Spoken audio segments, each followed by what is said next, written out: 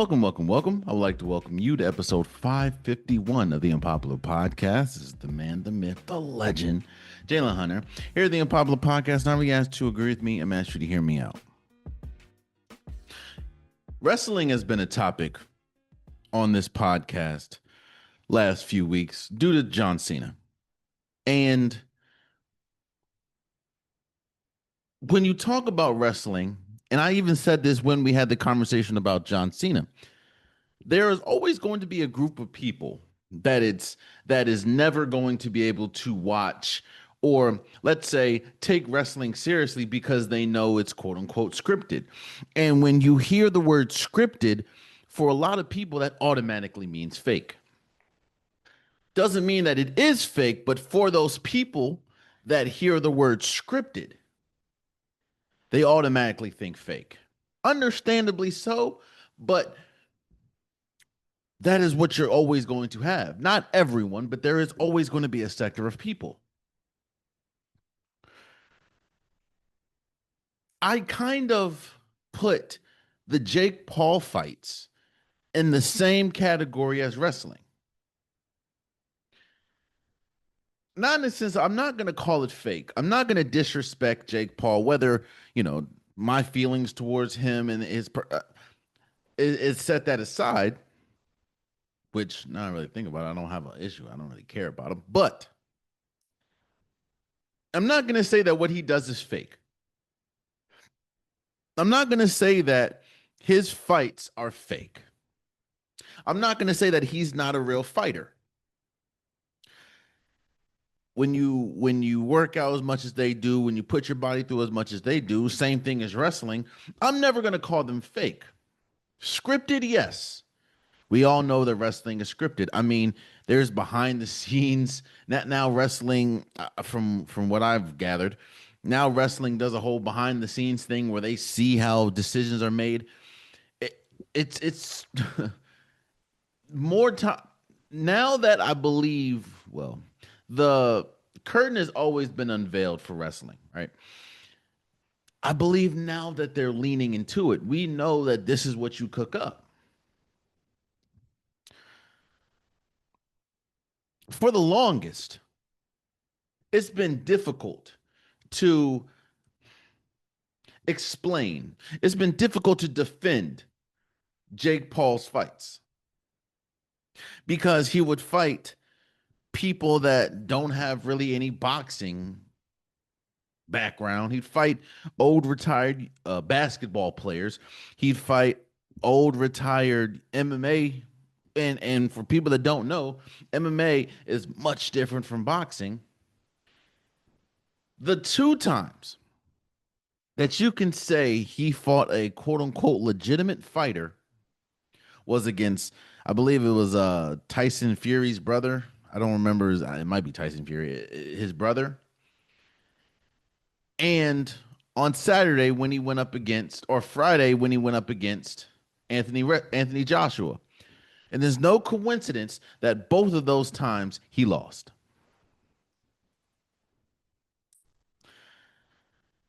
Now let me explain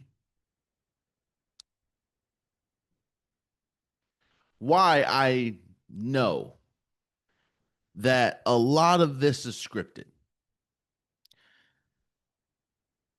The term is follow the money. Jake Paul is one of the most famous people in the world right now. And obviously he gets his fame of controversy, but a lot of his fame comes from these fights. Comes from the idea that anybody can beat him. And what's one thing that can just completely tarnish his reputation, tarnish the allure of Jake Paul? Getting into a ring with somebody that is better than him, is more experienced than him, is just another caliber of fighter, and getting extremely embarrassed. Because once that happens, the aura, the allure is gone. The moneymaker, who is Jake Paul in this situation, is gone, is done. Because now it's going to be very hard for a promotion. It's going to be very hard for a channel like or a streaming service like Netflix to want to wrap their arms around somebody that you know is going to lose, especially if you put a top tier fighter in there.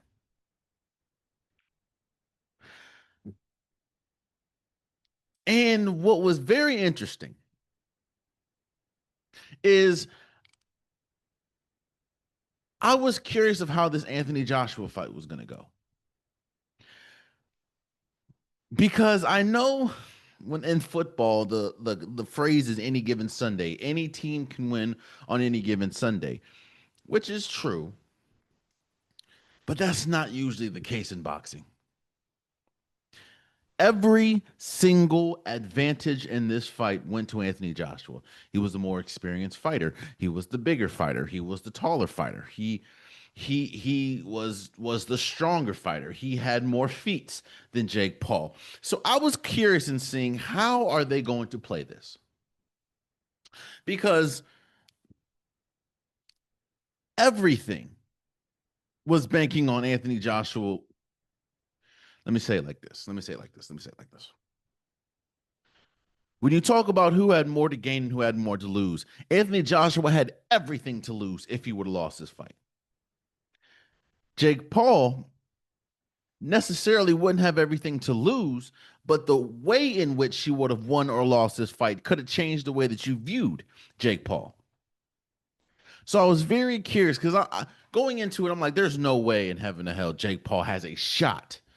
Even when the weigh-in and Jake Paul is looking at Anthony Joshua's chest, that's how different in height they were. So there's no way in heaven or hell that Jake Paul has a chance, should have a shot in this. Which goes back to my original point. Jake Paul is on a rampage right now trying to defend his fights and trying to say that they're not rigged. And I don't believe they're rigged. I believe anything can happen, but I don't believe they're rigged. But like wrestling, I believe that they're scripted. I kind of felt that way even watching this fight.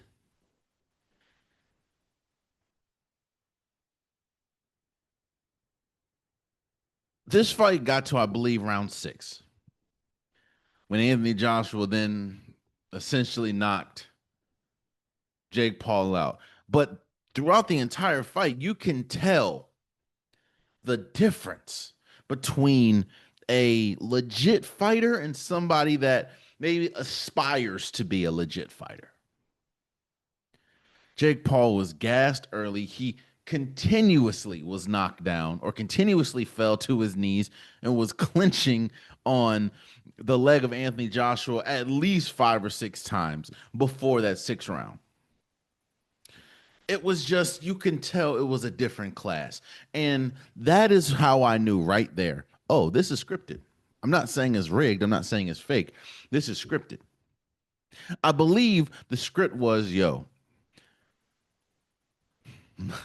let's extend this as long as it can, as long as we can. Because also, I don't know if you watched the fight, but if you did, you can tell that Anthony Joshua wasn't as aggressive until they got to the 5th, 6th round. Now, you see that a lot in boxing. It's like, hey, I'm not really going to do anything until the later rounds because I'm trying to study my opponent. There was nothing to study from Jake Paul. Nothing to study. You knew what you were going to get. And in the 6th round, you got Anthony Joshua, Olympian, former heavyweight champion, looking like what you thought he should look like and essentially knocked out Jake Paul. Broke his jaw, I believe, in 2 places.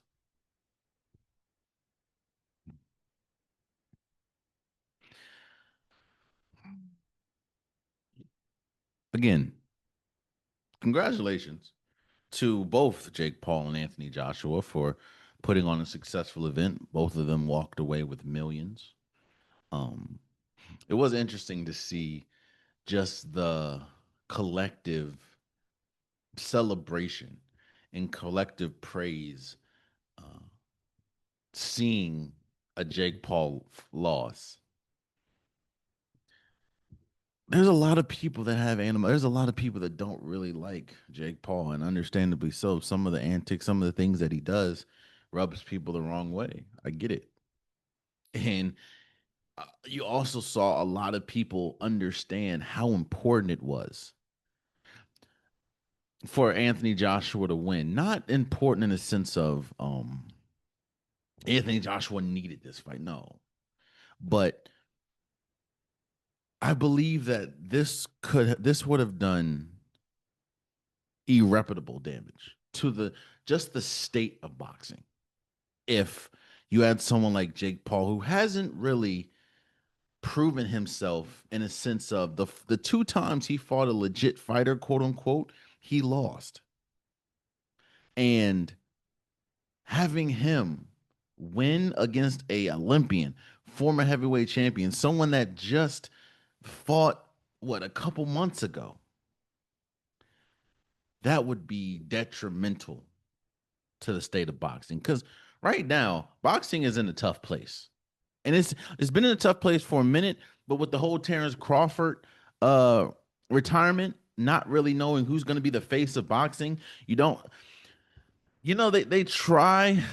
Boxing is the one sport where it's almost impossible to wrap your arms around a American fighter, especially now when you have people like Usyk, when you have Manny Pacquiao doing as long as it's there's not really many draws that are American. I mean, I know you have Shakur, you have Devin Haney, you have Telefino, you have why am I blanking on his name? I'm looking, I see him. Oh, Javante Davis.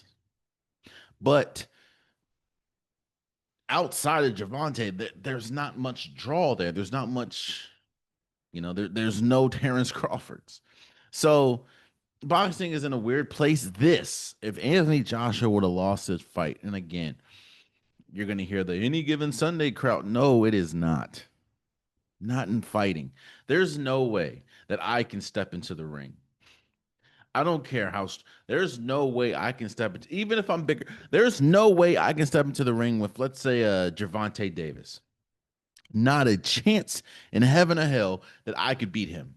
I'm big. I'm taller than him. I'm bigger than him. I'm probably, I don't know about stronger, but there's no way. There's no any given Sunday there. There's no way. I have no shot. Me. Jake Paul should never have a shot, and he's more advanced, obviously, in the world of boxing than me. There's no way Jake Paul should have even come close to beating Anthony Joshua, and he didn't. Anthony Joshua quietly dominated this entire fight until about the fifth or sixth round, when once you saw he started turning it up, he started smiling at Jake Paul like, "Oh, it's time now." It was curtains. Congratulations on a successful event, and congratulations to Anthony Joshua for beating Jake Paul. Um, this isn't going to be the end of all this. The Jake Paul mega fights, because quiet as it's kept and as unfortunate for a lot of people as it is, Jake Paul is the draw in boxing right now. You don't know who's going to go on with Javante Davis. Tank is gone. Not Tank. Bud is gone. The draw, unfortunately, right now for a lot of people, Jake Paul is more famous than he used to. Not saying that he's better, but he's the draw. So we'll see what happens now. Um, but let's move forward.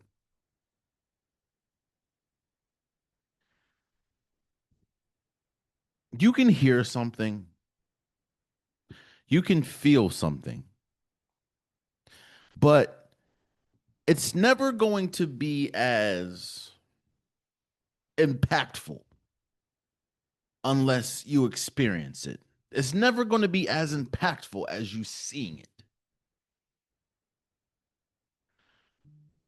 You hear about a car crash. Ah, that sucks. But unless you've seen like a car crash happen, it's a different feeling.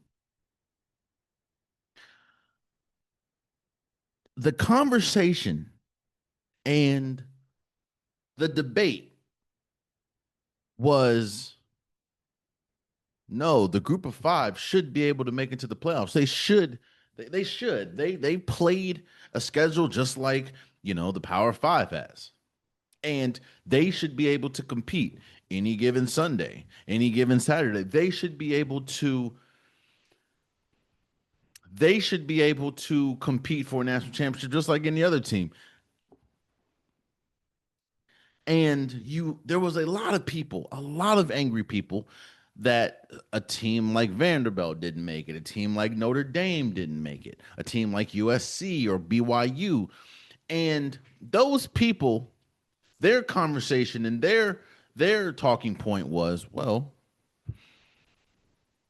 if you look at the schedule, if you look at the strength of schedule, the group of five, no matter if you have automatic bids or not, the group of five, the strength of schedule is nowhere close to a Power Five school. But obviously, we had the committee and you had people say, hey, I know that they're massive underdogs, but Tulane has a shot against Mississippi or Ole Miss. James Madison has a shot against Oregon. And then you saw it. You saw what happens when a group of five school goes up against a Power Five school or Power Four. You saw what happens when you try your hardest. You have your best game plan and it still doesn't matter because the team on the other side is stronger, bigger, faster, has better recruits. It's just better. Now, I wasn't necessarily knee deep in the side of the group five. The group of five shouldn't be in the college football playoffs. I was on the fence, but like that car crash that you saw compared to the one that you heard about, then I saw Ole Miss beat Tulane 41-10. Then I saw Oregon beat James Madison 51-34. And let's not get it twisted. The score was what? 30, 31 or 33-6 at halftime? And Oregon really just stopped trying at the second half or in the second half. So while it does say 51-34, it was much, much worse than that. Now, I'm not saying that someone like Vanderbilt, someone like Notre Dame, I'm not saying that they necessarily would have fared better. I'm not saying that they would have beat Oregon, they would have beat Ole Miss. But what I'm saying is, and it goes back to the Jake Paul conversation, it's about the product. It's about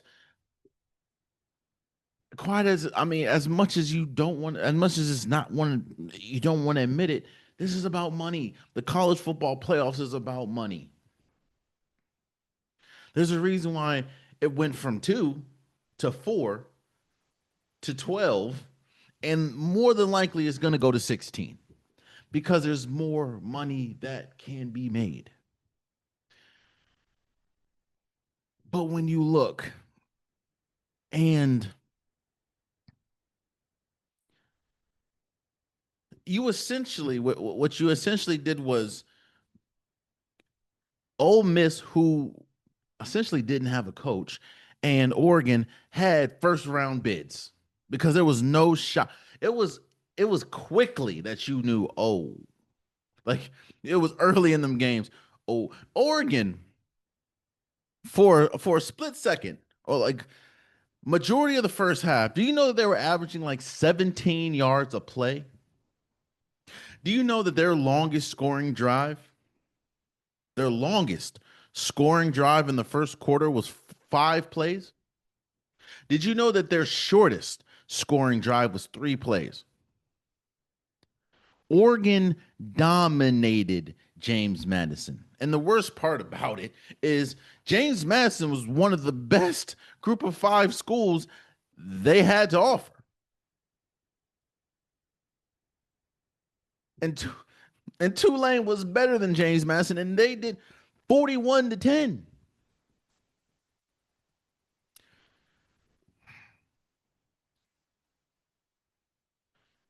The best and worst case scenario happened round one, or the first round of the college football playoffs. Best case scenario for the Power 5 schools, because their argument is like, you see what just happened. Oregon in a college football playoff game put up 51 points. And quite as kept, they could have done more. They could have put up more. Ole Miss could have put up more. They put up 41. So the best case scenario is if you have a dog in the fight that's a Power 4. If you're BYU, if you're Notre Dame, if you're Vanderbilt, if you're USC, you're like, hey, you see that? You're telling me that this is the best argument. The best thing that could have happened to the people that's arguing that it should be a 16 team playoff, because now next year, which I don't know if it's going to change or not, but next year the conversation and the argument is going to be much louder, because I promise you that this same situation there's going to be a team that maybe has 2 or 3 losses but has a much tougher schedule than a Power 5 school, even or a Group of 5 school, even though the Group of 5 school won their conference. Duke, Duke, Duke won the ACC and was not the team represented. So, like, I mean, shout out to James Madison and shout out to Tulane for making it to the college football playoffs. But exactly what was supposed to happen, exactly what, kind of like the Jake Paul, they wasn't no script on this one. There's a reason why it's called the Power 5 and they Group of 5. Now, again, I'm not saying that there's no shot. And I'm also not saying that if Notre Dame couldn't have, Notre Dame couldn't have got the same whooping that James Madison got. Remember, a couple of years ago, I believe it was a national championship, where Georgia just absolutely dog walked TCU in the national championship. So I'm not saying that the only reason why the Group of 5 or James Madison and Tulane lost because they're in the Group of 5. But what I'm saying is the argument was they didn't even belong, which goes to the worst case scenario that I was talking about. Neither one of those teams did anything to prove those doubters wrong. In fact, they did everything to prove the doubters right. Because they got destroyed. Mm.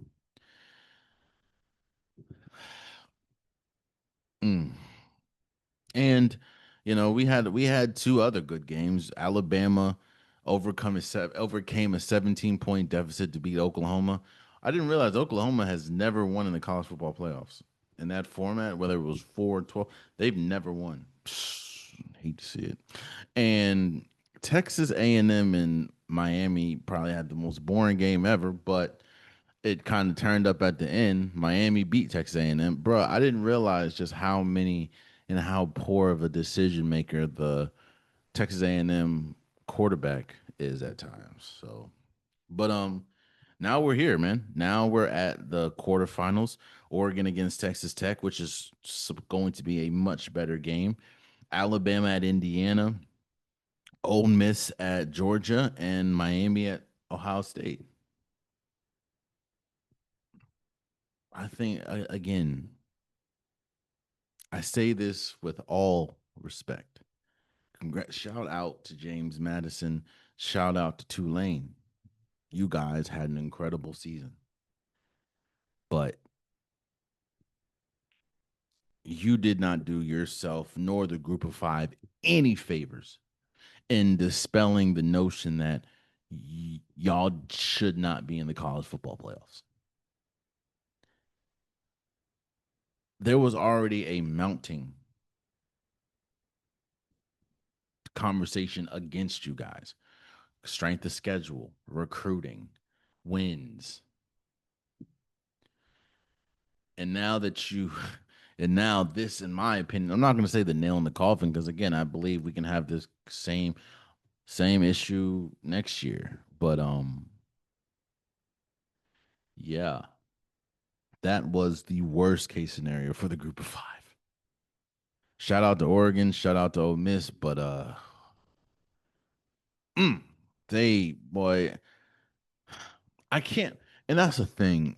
I can't unless you watched it. If you watched it, then you understand.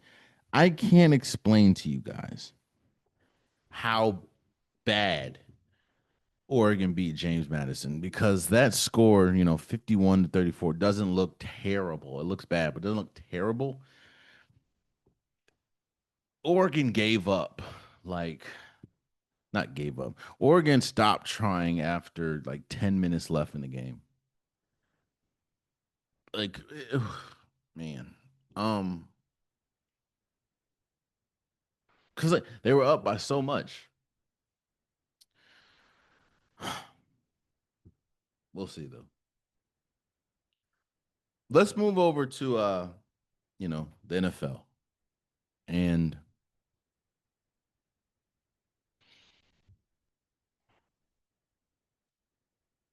I want to talk about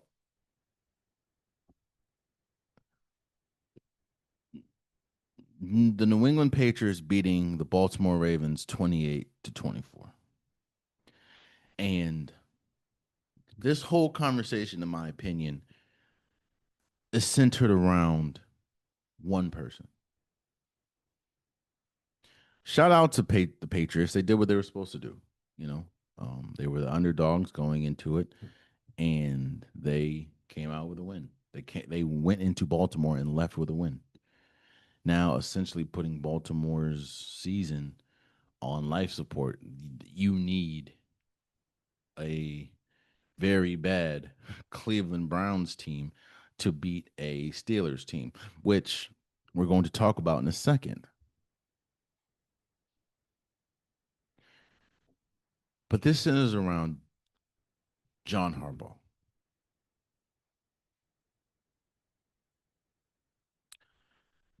This is yet another game on your resume where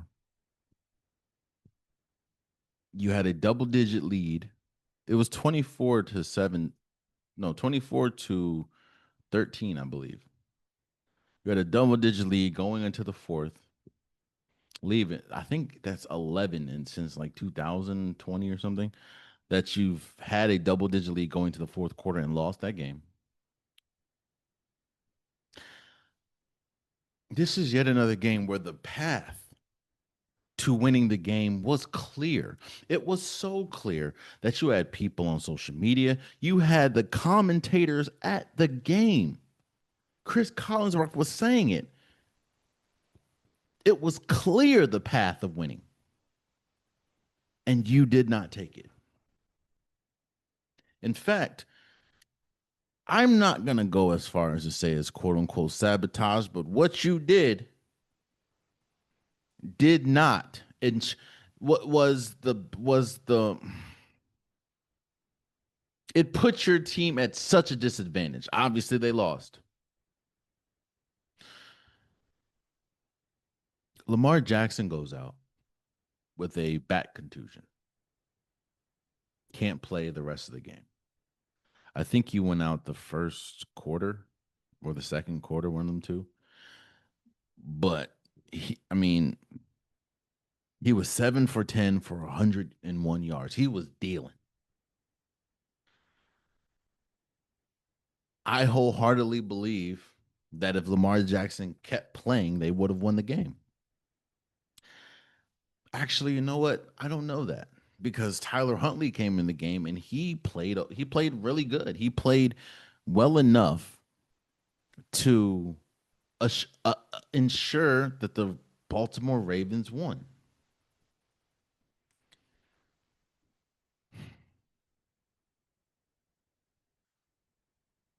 Derrick Henry, all night, he did fumble, which did really shifted the momentum of the game. But Derrick Henry, 18 carries, he had a touchdown, I believe, before the fumble, but he had a touchdown after the fumble, which put them up 24-13. Outside of that fumble, the entire night, the one person that the New England Patriots struggled to deal with was Derrick Henry. The one person that they struggled to stop was Derrick Henry. And for the last two drives of the game that could have sealed the game, Derrick Henry was not on the field. It wasn't Derrick Henry. He wasn't hurt. He didn't act. He wasn't tired. He just wasn't in the game.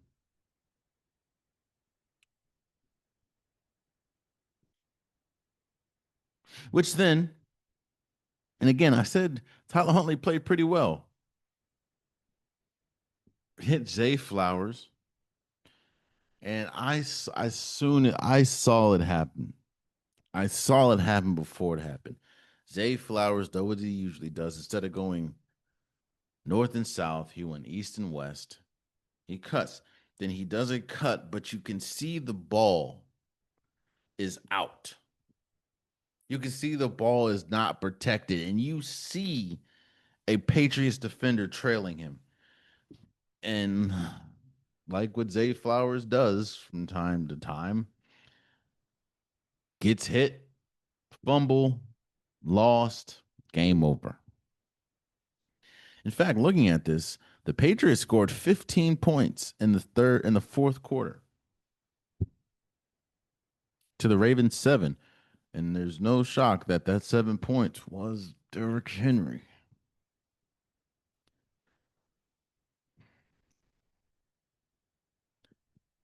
The reason why Baltimore Ravens fans are so upset.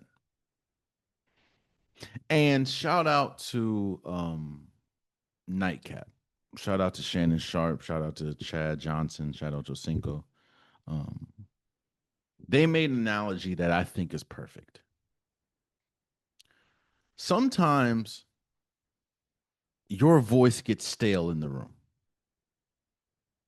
Sometimes you, as a coach, not saying you're a bad coach, but sometimes the message that you're trying to convey just hits deaf ears because they're tired of listening to you. And a lot of that can be because of situations like Sunday Night Football. I'm not saying it's his fault, but John Harbaugh, you had I don't care if you had like a plan. I don't care if you had a script. I don't care what you had. You can see, everyone can see that this team, mind you, the Patriots were down a lot of their defenders, meaning that it was, if you want, that's one of the biggest reasons. Derrick Henry had 128 yards. And the two drives that you need, I believe if you would have scored on these two drives, one of the two drives, the game would have been over. The one person that they cannot stop, especially with Lamar Jackson out the game, Already ruled done. He was in a jacket and a hoodie at the time. Didn't touch the field. You know, you ever worked at a job and you didn't respect your manager because you know that your manager doesn't know what he's talking about, or if he does know what he or she is talking about, they don't make the right decision ever? It kind of feels like that's how the team looks at John Harbaugh. Because there's been multiple times. I mean, we saw that in the game against the Bills last year in the playoffs. It is a stormy condition, below freezing. Derrick Henry would be perfect for a game like this. Oh shoot, you have him. Why does he not run as much? Why does they throw more than they pass? We're talking about the Baltimore Ravens that is known for passing or running the ball. The AFC Championship a couple years ago was just so happened to be another game that Zay Flowers had a enormously bad fumble. That time at the 1 yard line. But at that time, you were the best running team. By that was a historic running team. And you stopped running the ball and you went throw.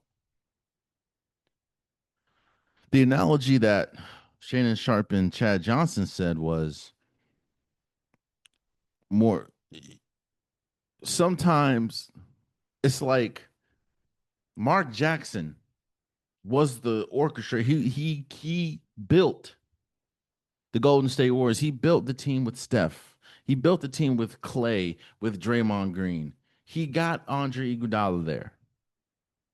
Actually, maybe not Andre Iguodala, but he drafted, Steph, Clay, Dre. He had Harrison Barnes, 2005. But there was a ceiling with Mark Jackson.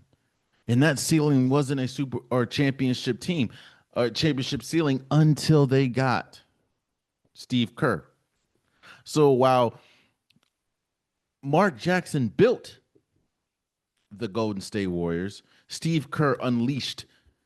He rose that ceiling to a championship ceiling, was what you saw in 2015. I believe there's a reason why the Baltimore Ravens, yes, injuries aside, there's a reason why the Baltimore Ravens was the preseason favorite to win the Super Bowl, because they have the team, they have the players. But it feels like while you can say John Harbaugh built the team, they might need a new ear. They might need a new, not ear, they might need a new voice in the locker room.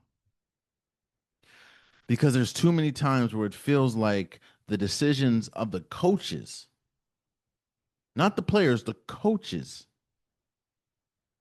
Now, I know it's different from watching from home and being literally on the field and in the trenches, but when you have someone like Chris Collinsworth saying, do you think the Patriots are sending Christmas cards to the Baltimore Ravens for not playing Derrick Henry at the end of the game? That's an issue. And this ain't the first time we've seen this. This year, this season. And I agree with Ryan Clark said it, I believe, and I agree with Shannon Sharp, because they both kind of said the same thing. We talk about Super Bowl windows closing, and we're adamant that the Bengals window is closed, or maybe the Chiefs window has possibly closed, or we talk about some of these great quarterbacks and how their window was closed.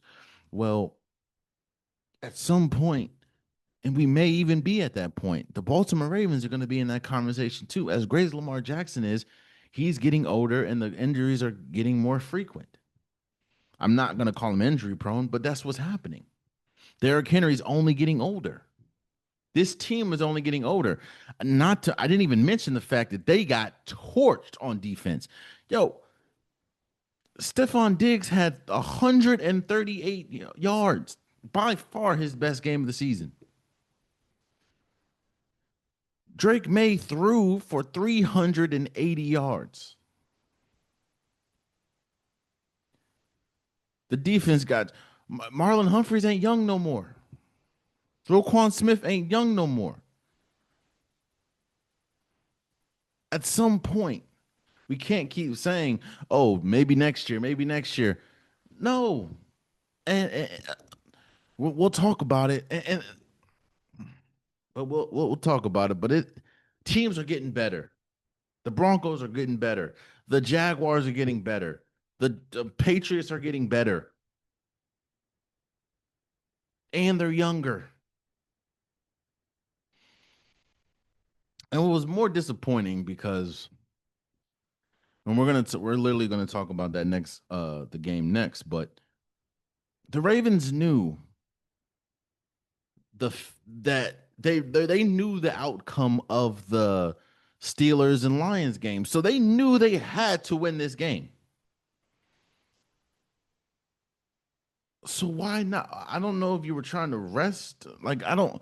You see that the only shot you have at this point, because Lamar Jackson's gone, is Derrick Henry, and you sideline him because you can say, oh well, remember he fumbled. Yeah, he also scored a touchdown after that.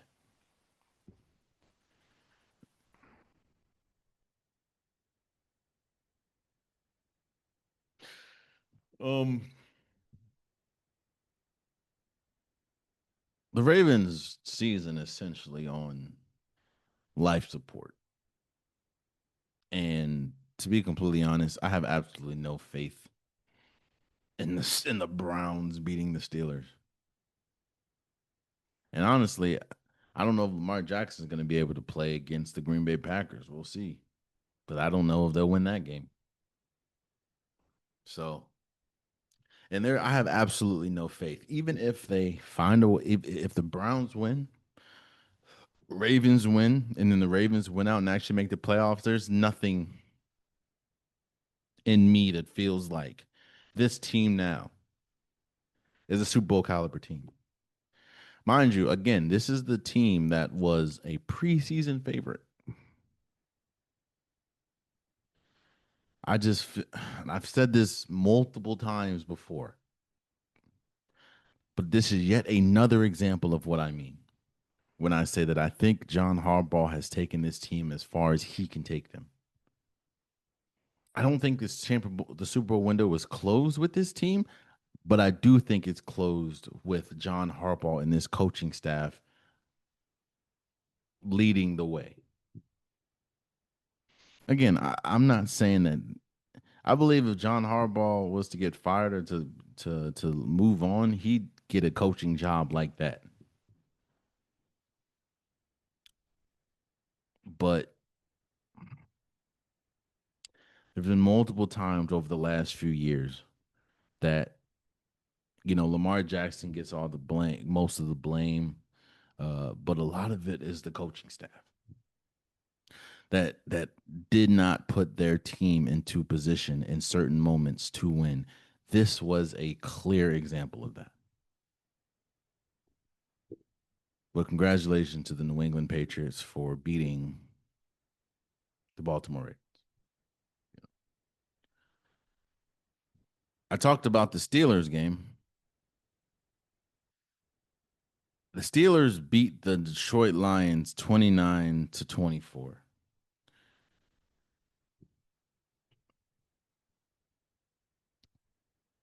I don't know how many times.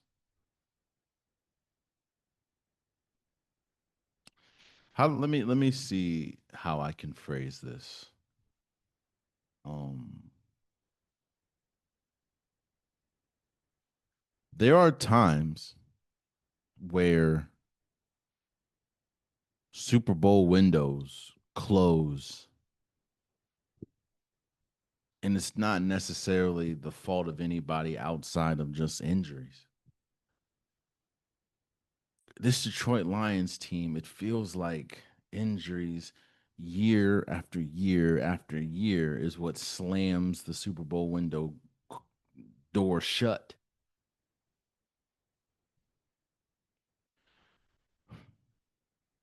This is yet another season where the Detroit Lions are going to end with most of their top defensive players are out. When you look at this game, bro, they couldn't stop the run. Jalen Warren had 143 yards. They did okay passing. I mean, their top receiving was Kenneth Gainwell with 58 yards or 78 yards, but they couldn't stop the run to save their life. And they couldn't run either. Their top rusher was David Montgomery with 14 yards. Now, Jared Goff, 364 yards, three touchdowns, but it didn't matter. Now, you can talk about the ending of the game and how they did have two touchdowns taken away. One of them was from a pick. The only thing, the thing I don't like about that one is that happened a few plays before for the Pittsburgh Steelers, and they called that a touchdown. But when the Lions did it, and the Lions were at home, but when the Lions did it, they called it a pick. That was that was supposed to be a touchdown. And then it definitely was a offensive pass interference, that last play from Amon-Ra St. Brown, but you know, it is what it is. But going into this season, there were a lot of question marks with this Detroit Lions team. With both Ben Johnson and Aaron Glenn gone, it's like, is the team going to look the same? And there were times when it wasn't. I mean, at as we speak, they're 8-7. But a lot of that 8-7 isn't because they're a bad team, it's because they're constantly injured. And it seems like yet another year where it's almost weekly that a key player gets hurt. And there gets to a point where the weight of the team, because there's no question that the weight of this team, the only way that the Detroit Lions can be successful, even with Aiden Hutchinson, is their offense being explosive. That gets tough. Jared Goff threw the ball 54 times, still lost. He threw 54 times, had three touchdowns, and they only had 24 points.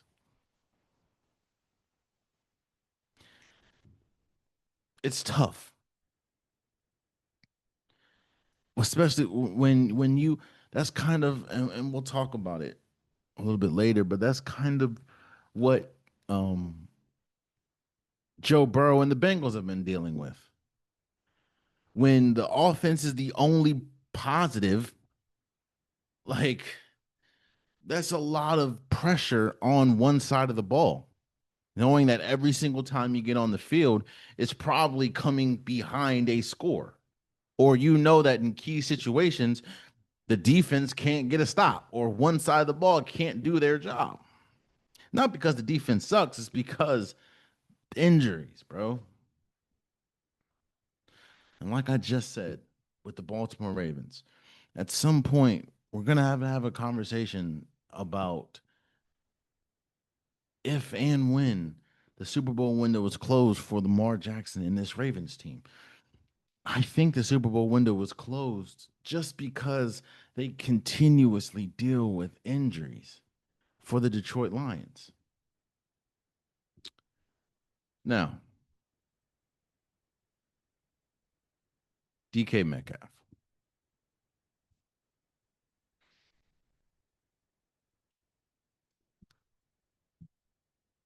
We all saw the interaction that he had with the fan, putting his hands on the fan.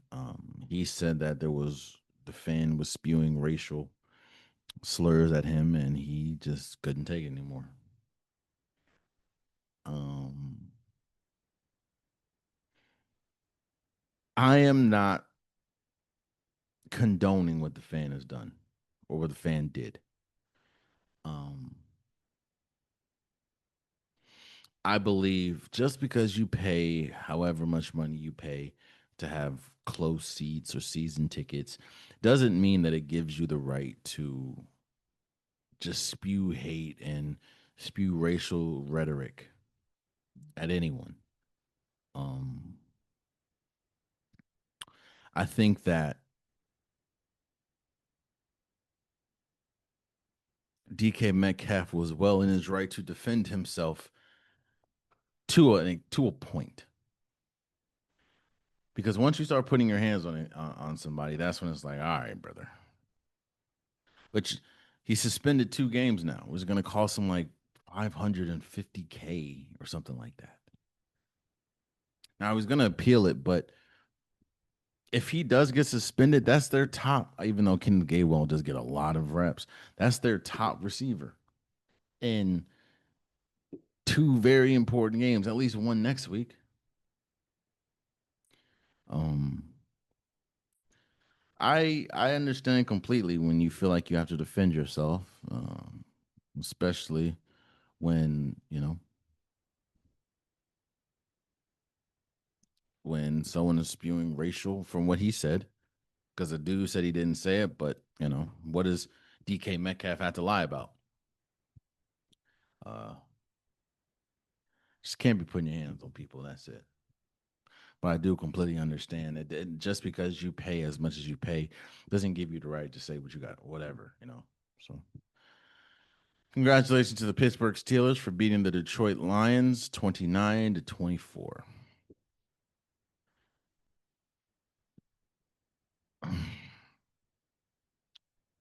So, the Chicago Bears beat the Green Bay Packers 22-16.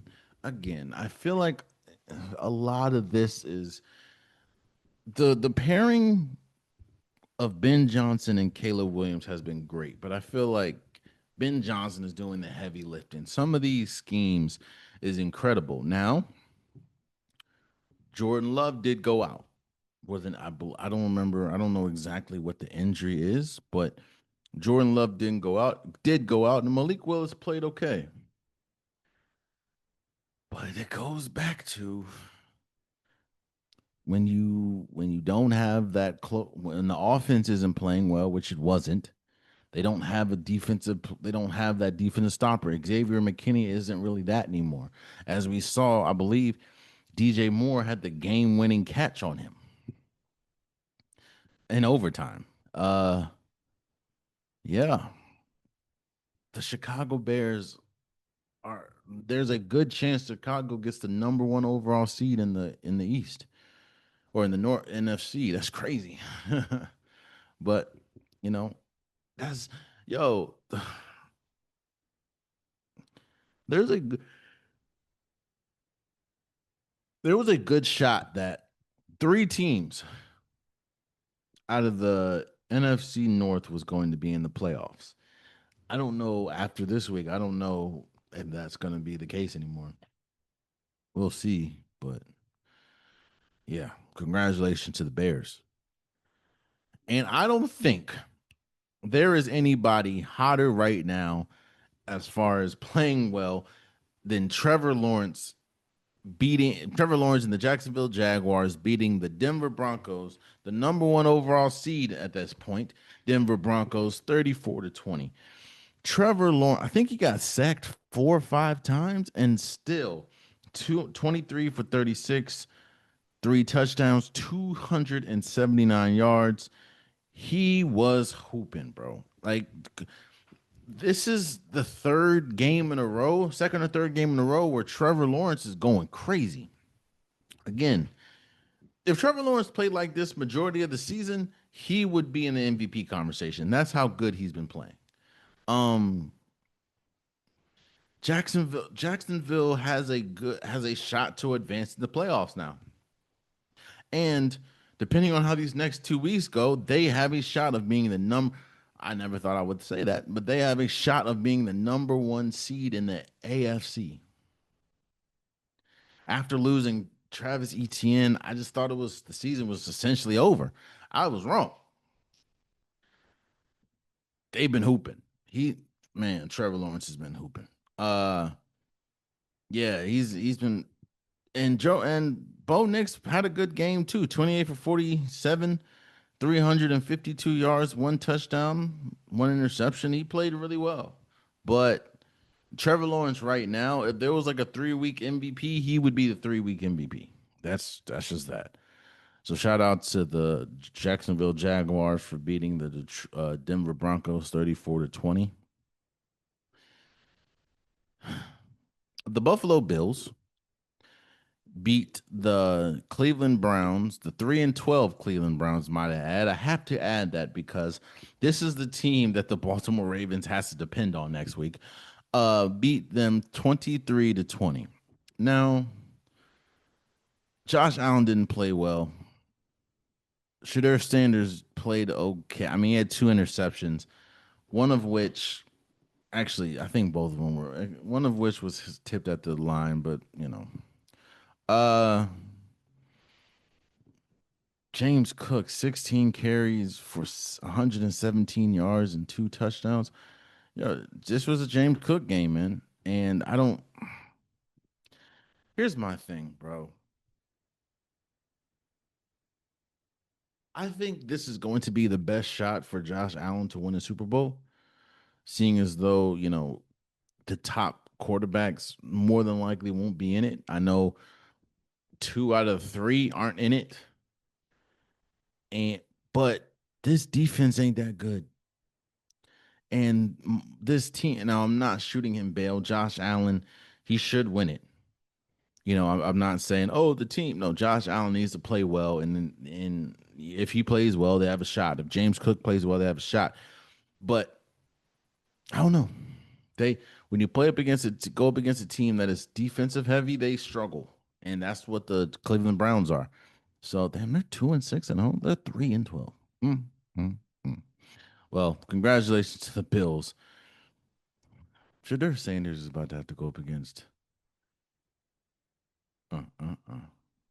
Well, we'll see. Shout out to the Bills.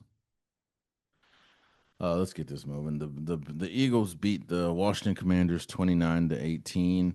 Um, Saquon Barkley had his best game of the season, 21 carries for 132 yards and a touchdown. The Eagles, their offense is rounding into form, while their defense is pretty stacked. Uh, the biggest thing about this is the fight that I think Swift, I believe his name, had with the team. I don't know, bro. There needs to be major changes as far as personnel in Washington. Will they do it? Who knows? But yeah. Congratulations to the Philadelphia Eagles. But I told you. Actually, you know what? Let me first say congratulations to the Panthers for beating the Bucs 23-20. This is the first time since Cam Newton in 2000, what? Cam Newton in 2015. This is the first time that the Panthers were leading the division. You know how crazy that is? Um, and they played timely football. Bryce Young, 21 for 32, 191 yards, two touchdowns. Baker Mayfield didn't play too well, 18 for 26, 145, one touchdown, one interception. Uh,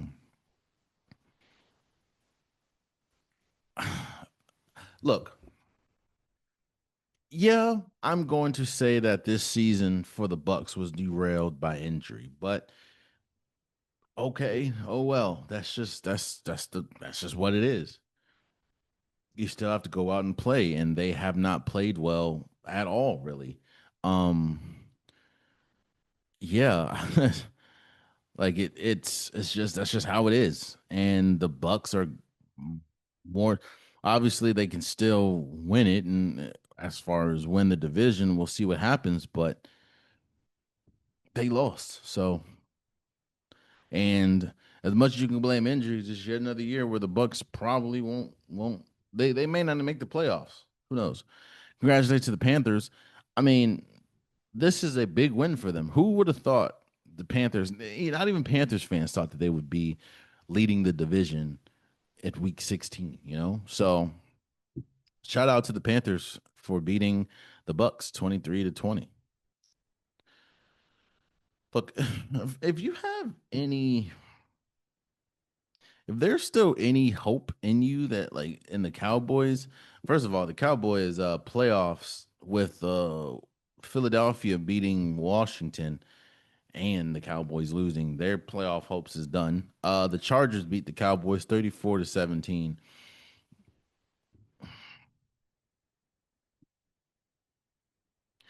Yes, Dak Prescott played okay. 244 yards, two touchdowns. George Pickens had a game, seven receptions for 130 yards, a touchdown. It don't matter. They didn't, I don't think they registered a sack. Bruh, it's if you're not a balanced team and you knew you weren't going to be a balanced team when you traded Micah Parsons. But this offense, as good as it could be, is not good enough to carry a team. Dak Prescott is not good enough, even though he's a Pro Bowler. George Pickens, shout out to them, Pro Bowlers. How the hell is Zay Flowers a Pro Bowl? I don't know. But yeah, no, I don't know. And the Chargers, Jim Harbaugh has built a winning philosophy right now. Yeah, injuries might do them in the playoffs, but they're winning the games they're supposed to. They're 11-4 right now. So this is yet another year where the Cowboys, let alone don't compete for a Super Bowl, they don't even make the playoffs. So, there's that. Congratulations. It's nothing is going to change until Jerry Jones is gone, but he owns the team. That's not going to happen.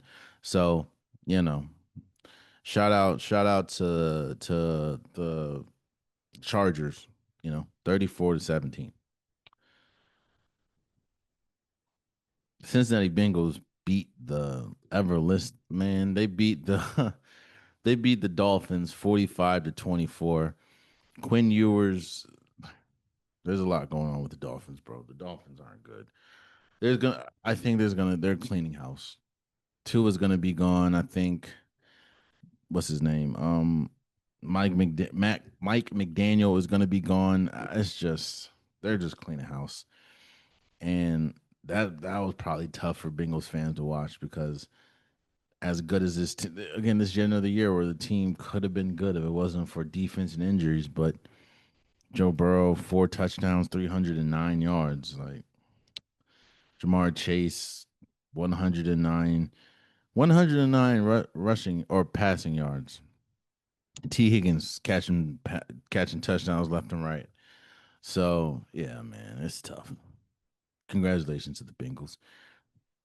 Hey, I will say Tyler Shaw, he's been hooping. He's been balling these last few games. The Saints beat the Jets 29-6. Tyler Shaw was great. 308 yards, one touchdown. I don't know who the hell the quarterback was for the Jets. Did you know the stat was going around that even though he's been out since like week 11 or something, or week 13 or something like that, that Garrett Wilson is the leading pass catcher for this team, the Jets? Did you know that the Jets, with a defensive minded coach and Aaron Glenn, since he was the defensive coordinator for the Lions last year, did you know that this team has not registered an interception this entire year? And it's not like teams just aren't throwing on him. No, teams, he threw 49 times this game. The Saints are on a 3-game win streak. Shout out to them, man. Shout out to them. Now, yes, they kind of ruined their draft stock, but hey, it is what it is. Shout out to them for beating the Jets. I think Aaron Glenn is going to get fired after this year, one and done, which is unfortunate. But like, what is the calling card for him to come back? What has he done for you to say, "Oh yeah, he should come back"? The defense, which you thought was going to be good, has not been good. You trade your best two defenders, so you're clearly cleaning house. Like, what have they done? Hmm. But yeah. The Vikings beat the Giants 16-13. Yet another. Whoa. Am I looking at this right? Does Jackson Dart only have 33 passing yards? Mm, yeah, that's crazy. Uh, this is yet another game where JJ McCarthy got hurt. So his hand, and it looks like he's not playing next week. Uh, I don't know, bro. Both of these teams are in tough situations, bro.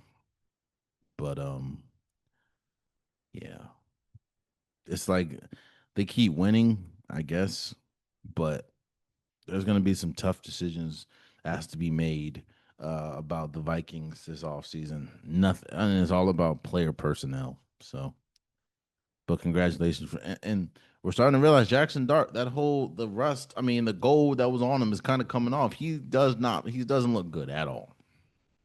So, congrats, Vikings. The Atlanta Falcons beat the Arizona Cardinals 26-19. You know what this showed me?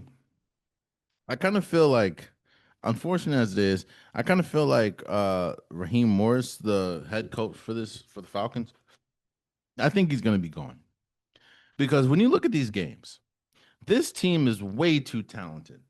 When you look at the names, you hear Tyler Aguilar, you hear Bijan Robinson, you hear Donnell Mooney, you hear Drake London, you hear Kyle Pitts, you hear Kenny Stills.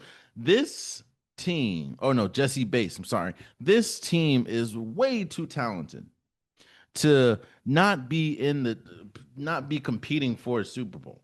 Not be competing for a playoff. Let's say that. Forget the Super Bowl. They're not even in the playoffs. This team is way too good for that. And that's what this what kind of showed on Sunday. Yeah, don't get me wrong. I know that the Arizona Cardinals ain't the best, but the Falcons have a good or have pieces on this roster that I'm not again, okay, maybe I was tripping about the whole Super Bowl, but they should be at least in the play. They should be at least in the hunt for the NFC South. And they're not even like no. It's crazy. It's crazy. I think he's man. Congratulations to the Falcons. Texans beat the Raiders 23-21. Raiders are not good, like at all. Geno Smith, two touchdowns, one interception, 201 yards. Genty had a pretty good game.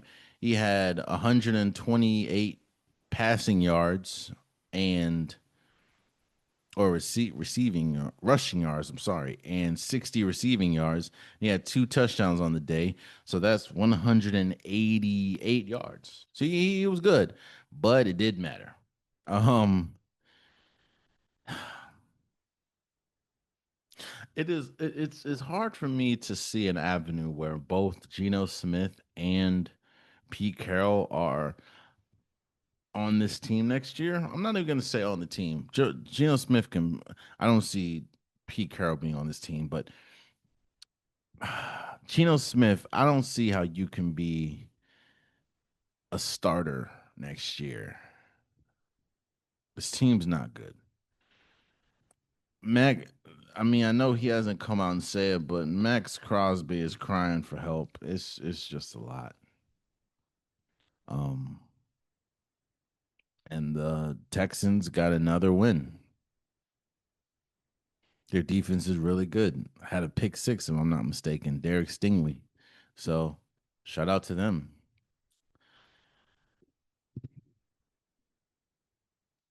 The 49ers that are 11-4 now beat the Colts 48 to 27. At some point, and the crazy thing about it, Phillip Rivers didn't play bad. He just didn't play good. 23 for 35, 277 yards. This game, he was throwing the ball a little bit more downfield, but obviously it opened himself up to and I mean he threw a pick. I think a pick six. Uh yeah, bro. They when you look at these numbers, Christian McCaffrey had 117 yards. George Kittle had 115. When you have two players that have a combined of 233 yards, that you're not gonna like. What are you gonna do with that? Actually, 32 yards. What are you gonna do with that? Um, and that's crazy, bro. A team that was once was comfortably atop the AFC, is not gonna make the playoffs. That is insane. And Jonathan Taylor, I didn't realize just how important Daniel Jones was to Jonathan Taylor's success, because he has fallen off a cliff since their Daniel Jones injury. So, and shout out to the San Francisco 49ers, bro. Like there's about to be three teams in the NFC West that's about to make the playoffs, and they could be dangerous. So shout out to them. Uh And I don't know what you guys thought was going to happen. The Tennessee Titans beat the Kansas City Chiefs 26-9. Now, unfortunately, it looks like Garner Minshew tore his ACL, which that's crazy that two of your quarterbacks tear their ACL in the span of 2 weeks. I don't know who the hell their third string quarterback was, but he wasn't really good. And yeah, the Chiefs aren't that good of a team. Patrick Mahomes, and we said this during the injury. Patrick Mahomes blanketed a lot of issues. So yeah, congratulations to the Tennessee Titans for they might have messed up their draft because they're 3-12 now. But congrats for beating the Kansas City Chiefs 26-9. Lastly, before we go, I want to talk about Draymond Green for a second.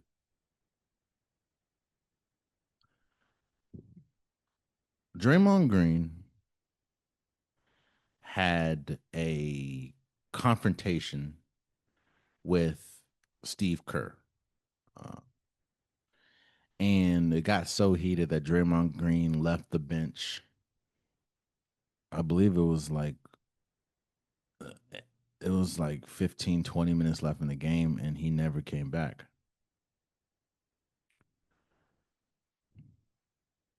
No, this isn't the first time we've heard of Draymond Green, obviously, having explosive moments with not just teammates, but coaches as well. Um, we know how fiery Draymond Green is. Uh, we also know that Draymond Green's fieriness is essentially what made him as great of a player as he is.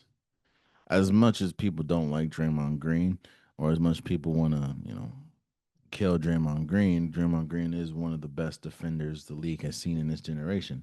Draymond Green, in my opinion, is a first ballot Hall of Famer. He's a four-time champion. And a lot of those championships were helped win, or he helped win a lot of those because of his defense and just how smart he is. So I'm not taking away anything that Draymond Green has done in his career. I'm talking about this version of Draymond Green. To broaden this conversation, the Golden State Warriors are currently 15-15. Means that they're literally a middle of the pack team. It's also been reported that Draymond Green was the main reason why Laurie Marketing is not a Golden State Warrior, because he axed the trade that would have involved, I believe, Brandon Pazinski and stuff like that. And here's my thing.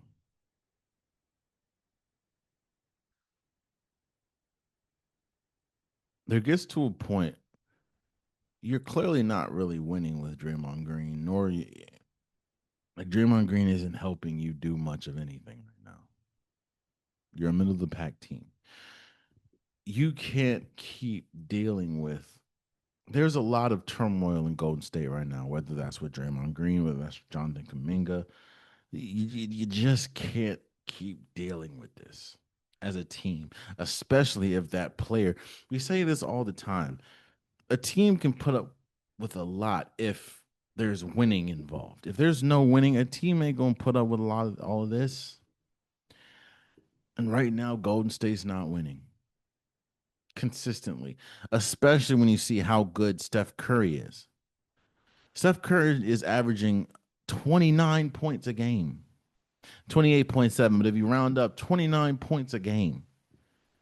And they're 15 and 15. In fact, a lot of that is because Steph Curry is averaging 29 points, the next best. In fact, I'm not going to do that. What I will do is look at Draymond Green's stats. Draymond Green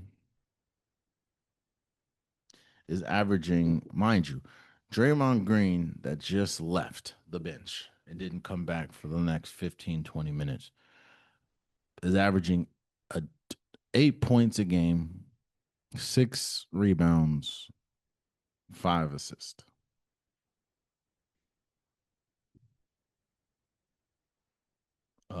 And if I'm not mistaken, yeah, 3 turnovers.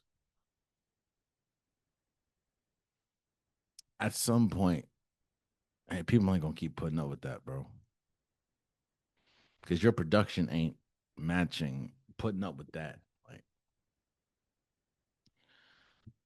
they did say changes and they're searching hard for trades. I would not be shocked if Draymond Green was part of one of those trades. So you have a person averaging 29 points. You want to preserve that. Like you want to. That means Steph is at least still close to his prime. Like that's and Draymond Green ain't. Draymond Green is not contributing to winning or losing at this point. So there you have it. That's been today's episode of the Unpopular Podcast. I truly, truly appreciate you guys.